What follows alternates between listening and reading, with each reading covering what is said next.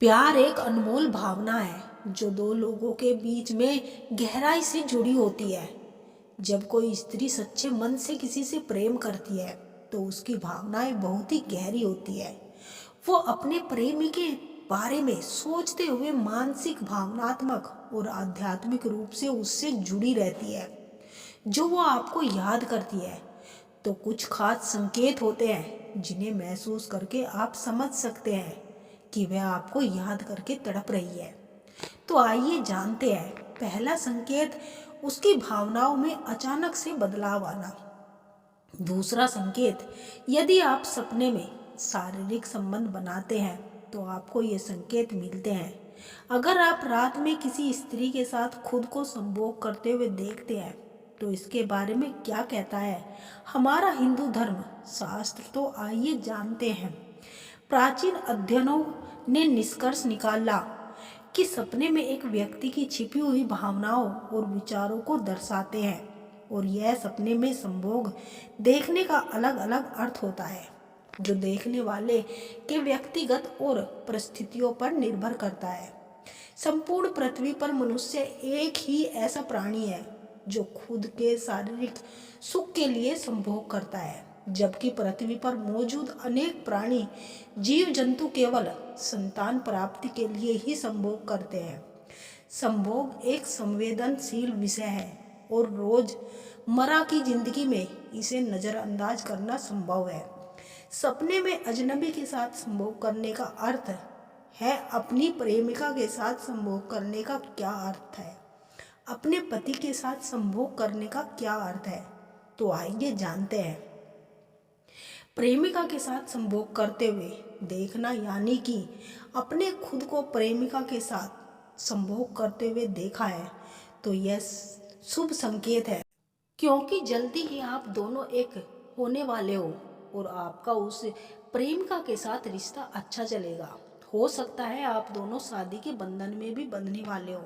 सपने में पति के साथ संभोग करना, यदि कोई महिला अपने पति के साथ संभोग करते हुए देखते हैं तो यह उसके लिए शुभ संकेत है, लेकिन इसका अर्थ यह भी हो सकता है कि वो अपने पति से संतुष्ट नहीं है, इसलिए अपने पति के साथ संतुष्ट होने की चाहत में उसे सपने में दिखाई दे रहा है। आमतौर पर ऐसा ही होता है, इसीलिए महिलाओं को अपने पति के साथ समय बिताना चाहिए और उससे बात करना चाहिए और अपनी संतुष्टि के बारे में भी खुलकर बताना चाहिए।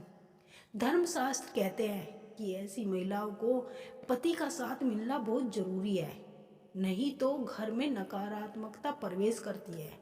यदि आप किसी स्त्री से प्रेम करते हैं और उस स्त्री को याद करके आपका मन बार बार भटकता रहता है, उसके साथ संबंध बनाने का मन करता है, तो दोस्तों, हमें दिव्य प्रेम का कोई अनुभव नहीं है, इसीलिए हम अपने स्वार्थ सिद्धि के आधार पर हुए राज को ही प्रेम मान लेते हैं।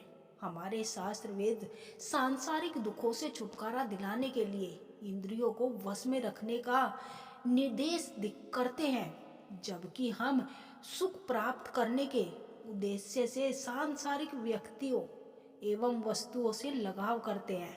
जब हमें वाहन सुख नहीं प्राप्त होता तो हम दुखी होते हैं। उसे दुख को हम क्रोध, ईर्ष्या, द्वेष, लोभ, अहंकार आदि के रूप में व्यक्त करते हैं, जिससे दुख और भी बढ़ जाता है।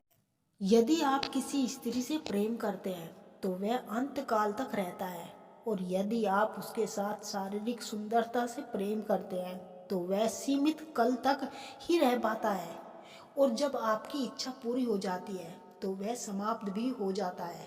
श्री कृष्ण कहते हैं, संभोग की सफलता इंद्रियों के सुख पर निर्भर करती है, प्रेम की सफलता अपने प्रेमिका के सुखों और दुखों पर निर्भर करती है। श्री कृष्ण ने कहा भी है कि काम वासना से इंद्रियों का थोड़े समय के लिए ही तृप्ति होती है और अंत में इसका परिणाम दुख ही होता है, और सच्चे प्रेम में कभी तृप्ति नहीं होती, फिर भी निरंतर आनंद ही मिलता है। काम वासना जब होती है तो प्रेम चेतन दिव्य और बढ़ता ही जाता है। काम वासना जब विपदा आती है तो घटता जाता है।